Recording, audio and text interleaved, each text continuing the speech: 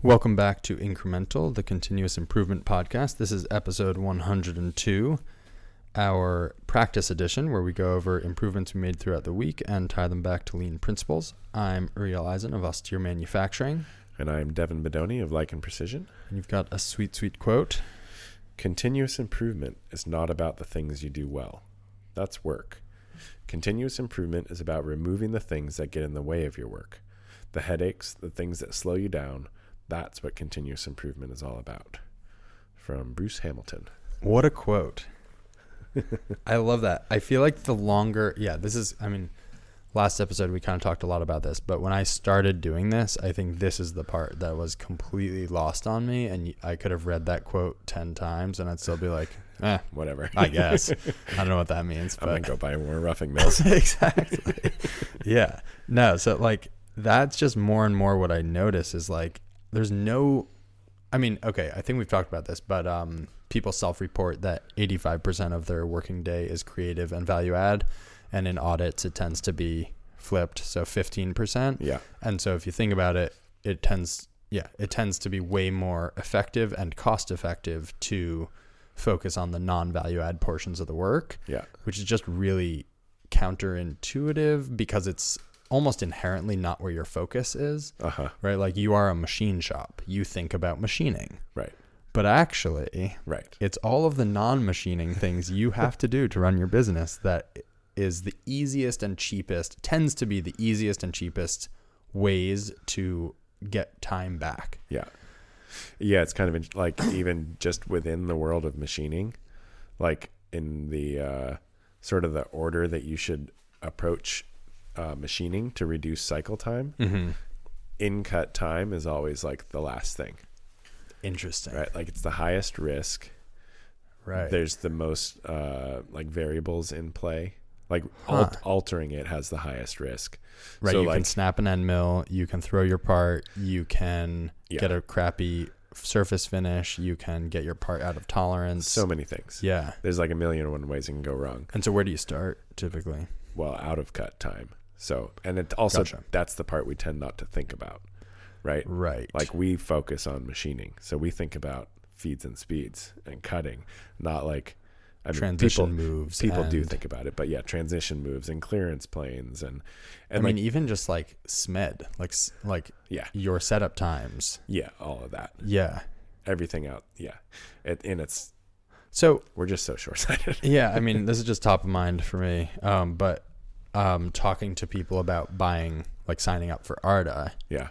This is the crux of the problem with selling that product. Yeah. Yeah. Is that I'm like, oh, hey, you do X. Do you want to deal with purchasing? And they're just like, I've not thought about that like once. Like, why are you talking? No, what I need is right. And they're kind of like, that's not the top of my list, but it's funny because I think the top of your list tends to be very expensive. Yeah. Whereas this is still will buy you back hours a week or hours a month, right? So like, why wouldn't you want that? I mean, the top of your list is sort of like 5-axis machining. I mean, in this sense, do you know what I mean? I mean, it's not the top of your list, but it's sort of like, where are we going? 5-axis machining. Right. Yeah. And that is very expensive. And what if you had a really cheap way of getting all the time back that you would need to use a 4-axis machine and achieve the gains you're expecting to get from a 5-axis machine? You know what I mean? Like if you're using it for indexing, you can just have another setup. And what if you could get that time back? Yeah. Like, I don't know. It's funny. Right. Yeah. Yeah, it's interesting like specifically on that topic because I've had that same thought quite a bit. Yeah. And like slight tangent but related.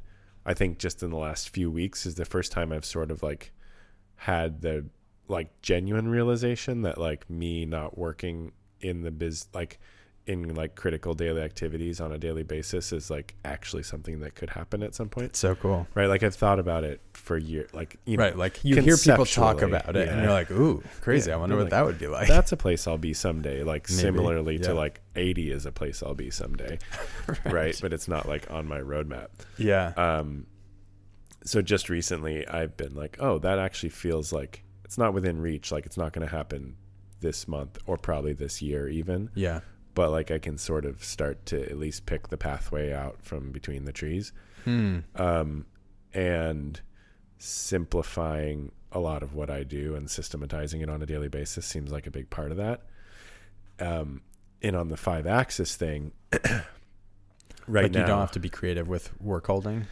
Yeah, all the things. There's so many things Yeah. I do right now on the programming side where I'm like, this is something that I can do on our machines, but the only reason I can get away with this on our machines is because I've been doing this for 10 years now, and I have like seen all the pitfalls and like trying to create a rubric that would encompass this part as a money-making proposition with the equipment we have right now is like, it's borderline.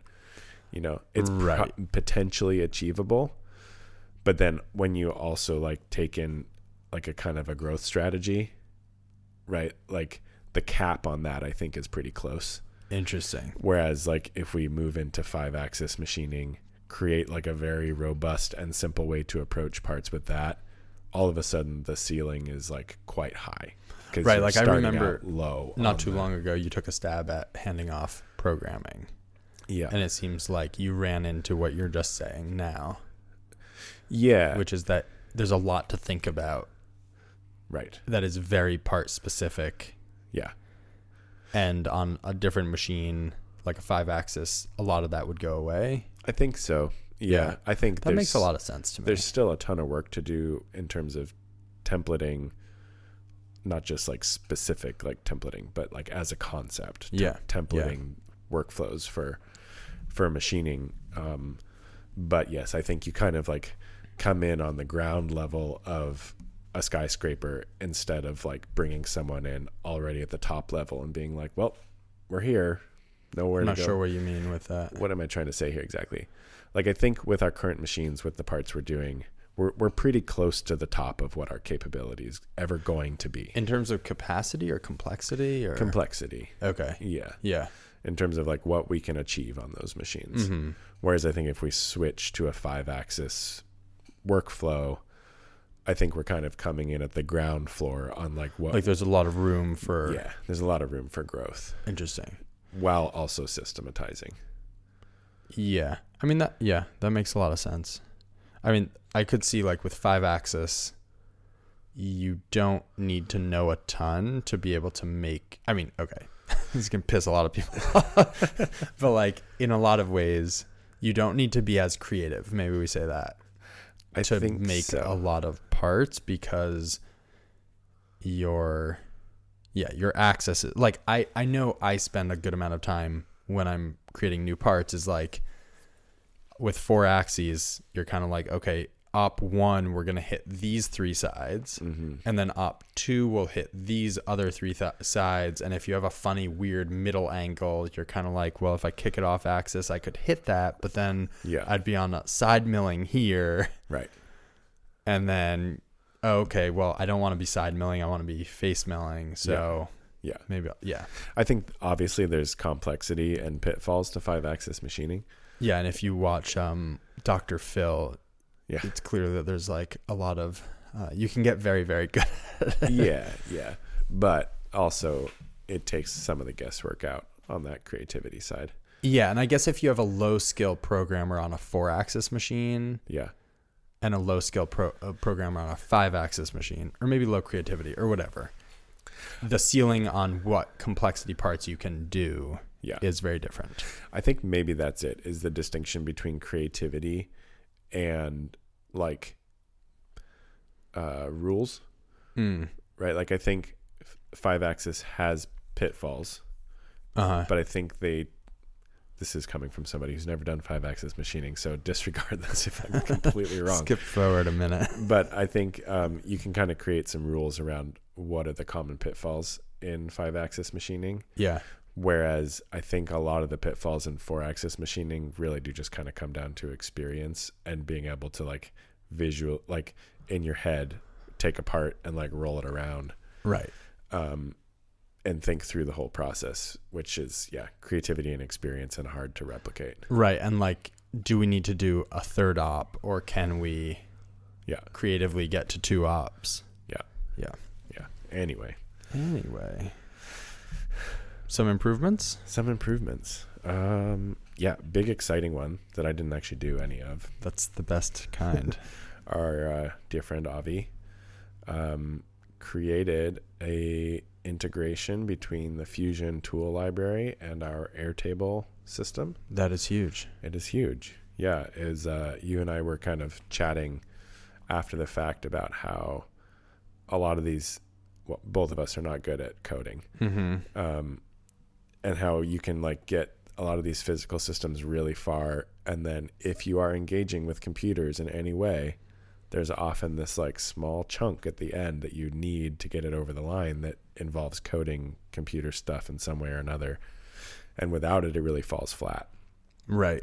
So this kind of just came down to a single point of truth problem. Yeah. And getting our Fusion library is our single point of truth for our entire tool library, but everywhere else that we engage with it on the shop floor is through Airtable, and so we needed to keep them. Interesting. So if you make synced. an update somewhere, now it will propagate. Yeah. Very cool. And where this kind of really kind of came into play is with the integration of new tools and making sure that those come in with the appropriate information and traceability. So that when you walk over to do some tool setups, you're actually working with the available tools in your library, or the available tools with all the correct stats, or what? The main use case is like, I'm programming on a Wednesday afternoon. I realize we need a tool that we don't have currently. So I order the tool, I enter it into the library.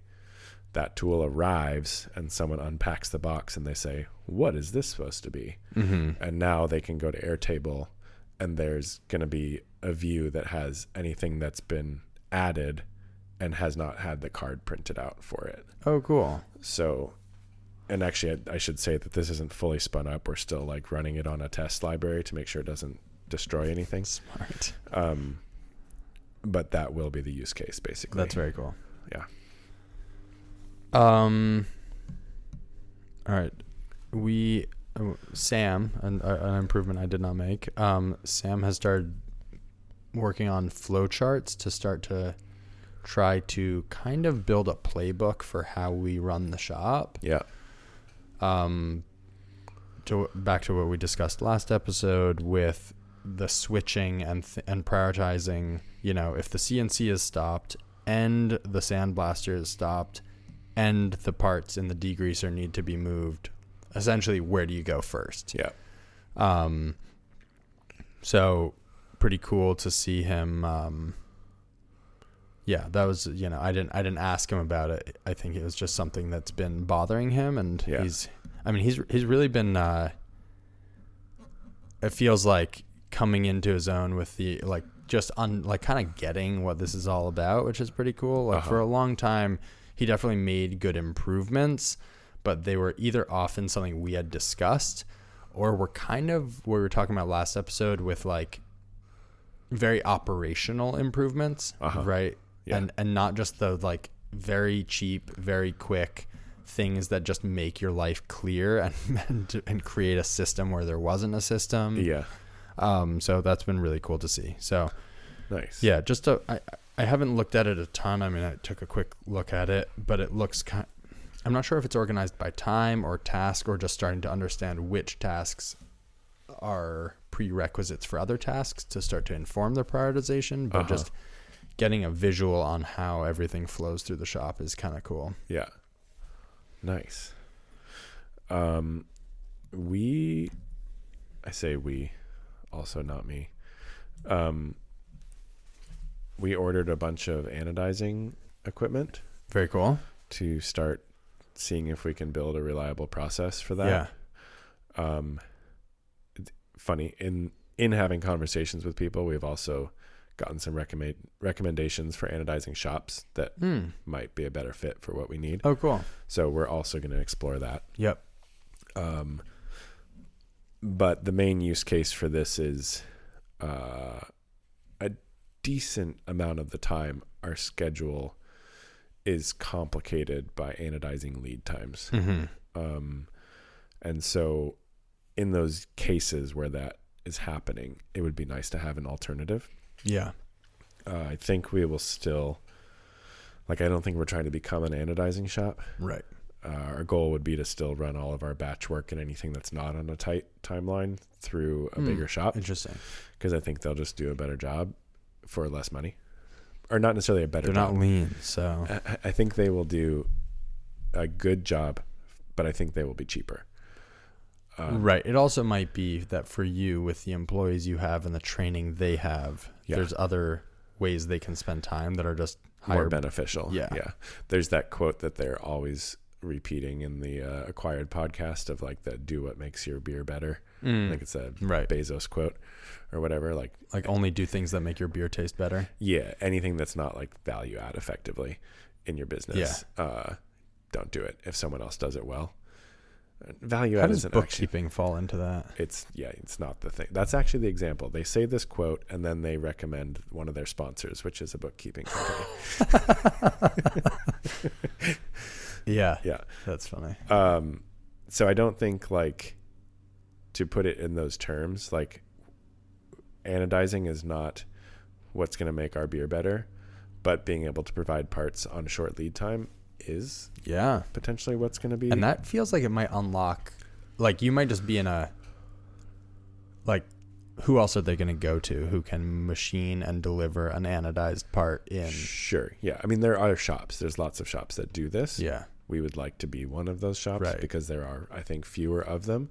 I would imagine. And then even the other part of it that I keep thinking about is, like, even if we aren't doing something on a crazy tight timeline, if it gives us 2 more weeks to work with on another part in order to kind of like level our workload or run things through in a way that's like not having to expedite due to not having that added constraint, I think there will be huge benefits there.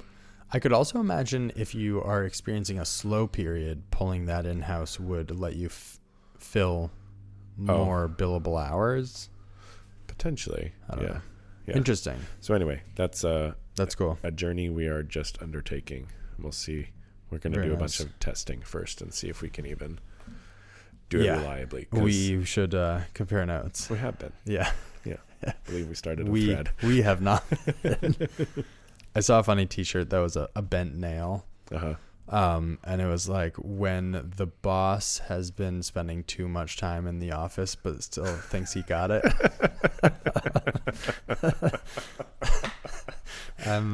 I can see that. I had a moment like that recently, walking over to a machine, like starting to like poke at stuff, and I was like, I don't remember how to do this.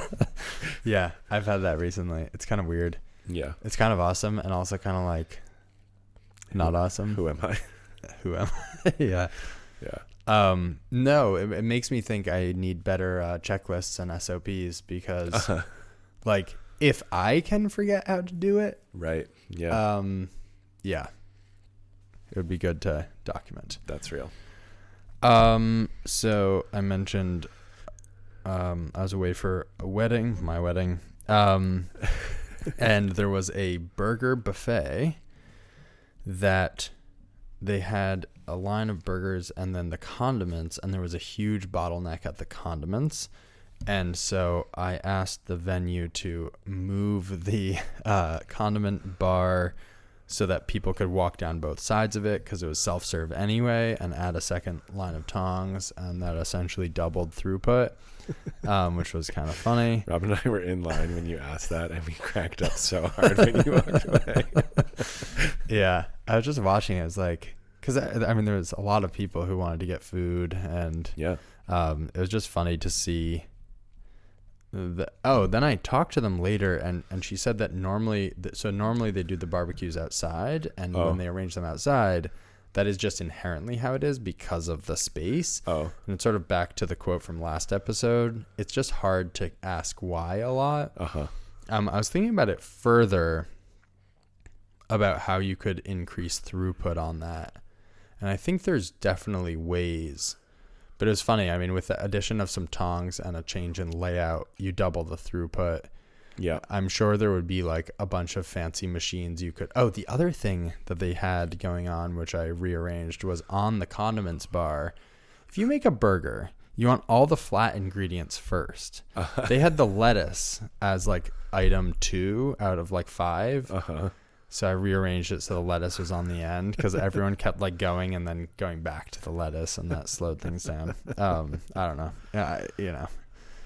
How much did it change? I think rearranging, like letting people feed down both sides was a significant improvement. I'm not sure that reordering the items in there was, but it was funny to me, like that would be a great thing for them to have an SOP of, because delivering food quickly, like they don't have an SOP, so it's never going to improve, right. Basically.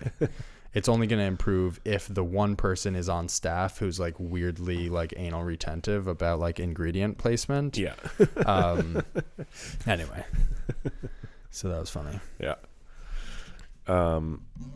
Let's see here.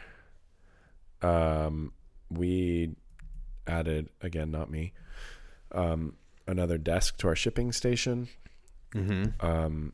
Just we were like kind of short on horizontal space, which I have a bad knee-jerk reaction to just like get very uptight about adding any horizontal space because I've seen it go wrong so many times. You mean of just getting covered with like lingering? Yeah, just being badly allocated, badly utilized. But I think right now it's good. So that allowed us to set up the shipping computer that we bought.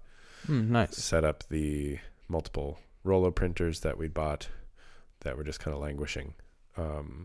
So there's more work to do still. It's definitely not optimized, but I think it's been good. Very cool. Yeah, it was starting to become a pinch point of people needing to use the computer that was like the laser marking / we had the same shipping / purchasing. Yeah. And now that there's different people, that all used to be one person. Now that it's different people, it was becoming a problem. Interesting. So that was a good one. Very cool. As a joke in the groom room where I was getting ready, Kyle printed off Arda cards of all the different liquors that were in there. So my brother does a lot of like beverage stuff, and so he had an array of very nice liquors, and Kyle put a card next to each one, which I didn't notice until like halfway through. I mean, it was as a joke, but it was then funny. I walked up to see what was there, and instead of looking at the labels, I was looking at the cards because they were way easier to read. They were in a standard format, so I knew exactly where to look on the card for the information I wanted. He had color-coded them, which I didn't notice. He told me this, but he had color-coded them by type of liquor. And then also there was a visual control. So there was an image of the bottle. So it was very easy to see that you were in fact looking at the right label. But it made me think, so one of the things we have on our to-do list with Arda is to make it not only print cards, but also print labels for the front of the shelf. Oh. Which would have an image and just the title or something like that. Maybe a QR code so you can easily access the record. But it just seems like a really nice aspect would just be to very quickly create labels that are extremely informative and clear. Yeah. Anyway, so that is higher on the list now. Yeah. Cool. We started the first steps in preparation to shut down our direct to consumer business. Oh. I guess this is technically the first place I've announced that anywhere publicly. Wow.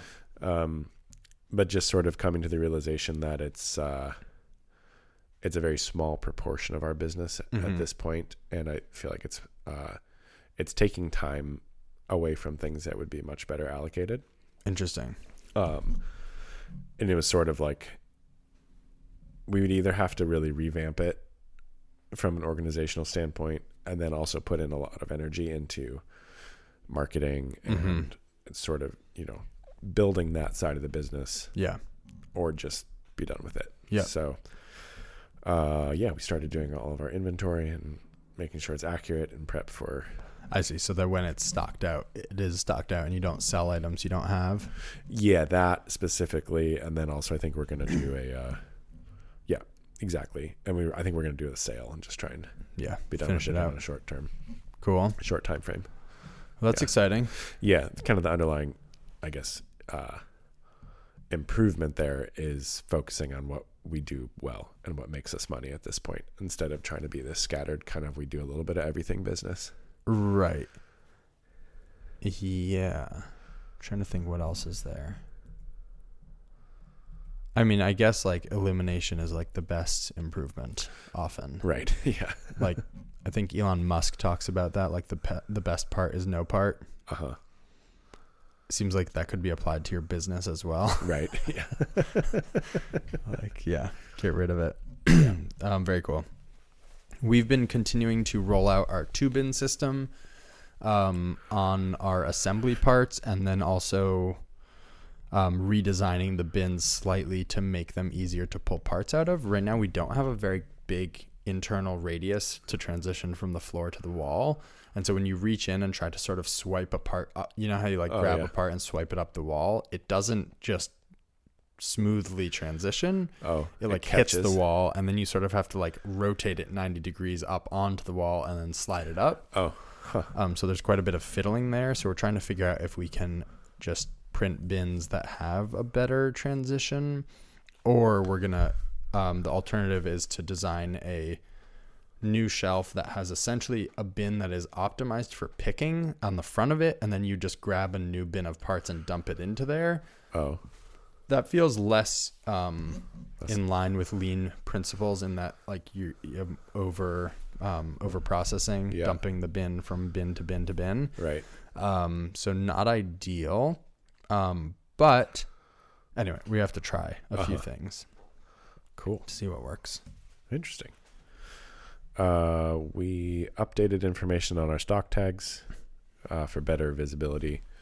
It's been interesting transitioning from our old Airtable system to this new one, having to like remake a fair number of the physical documents and kind of sorting out what information is necessary, what information is extraneous.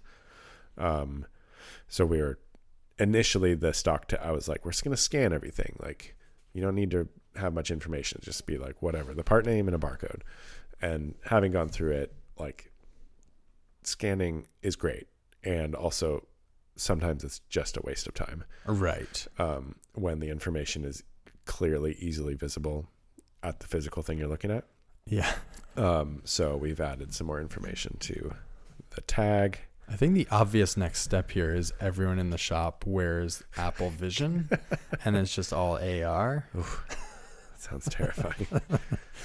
Yeah. I mean, functional, but nice. We have been, so I think I mentioned this, but we did an install in Denver of Arda cards at a company out there. And in doing that, I wanted to deliver the best possible version of Arda to them. And so I was very diligent about adding images to everything. Oh, yeah. And also diligent about doing comprehensive color coding. Yeah. And with that install, both I realized just how valuable both things are. So we had built them in because people asked about them, but we weren't doing it in my shop. Oh. And it is so helpful. I think we talked about this, but like we do have pretty badass visual cortex. Yeah. And once or twice we talked about it. Like you just like look at a photo and you had this on your cards too. It's just so much quicker than reading and then thinking like, okay, what is that exactly? Oh yeah, it's this thing. Yeah. And even especially as you get more and more items in the shop written in one place, like what are wipes? Are they the hand wipes we use, or are they the little wipes we order for doing cleaning in the paint booth? What are like, I just on and on. Like the second you see a photo, you're like, drill battery. It's like, well, which drill battery for which? So I can read like Makita or Metabo or whatever, or I can just see, and it's very easy to recognize. Nice. That's great. Yeah. In the realm of systemization and not having to spend time sort of,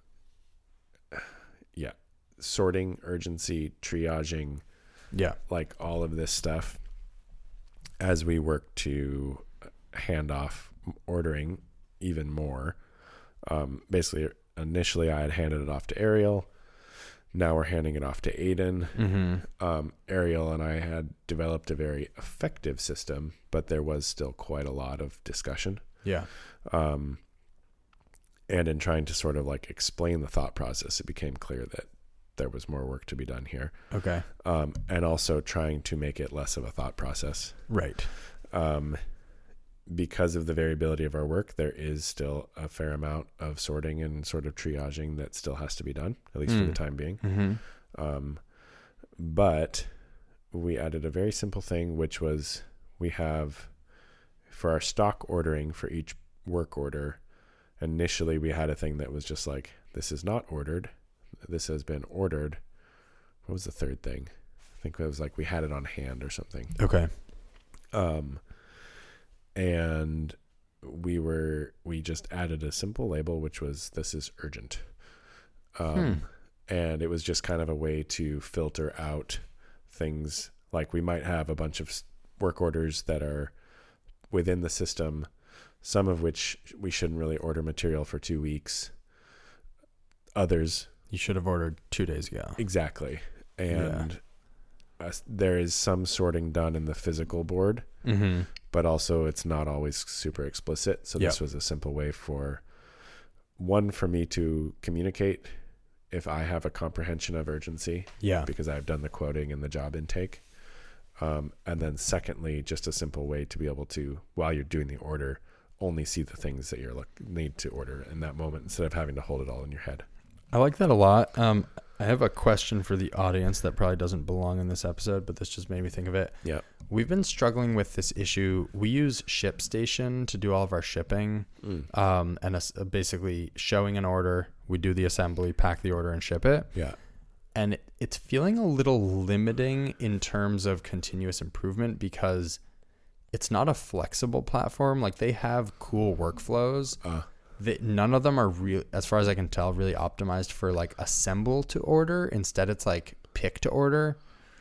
And so we're kind of kicking around the idea of moving it all over to some sort of either like probably Coda maybe, because it has integrations with different things. Because then it could do like sort of what you're talking about made me think like when I sometimes I'll put in like sample orders or something that are urgent, and then I have to walk over to Sam and be like, hey, can we get that out today? Like there's no and I can't really add that functionality as far as I know. Yeah.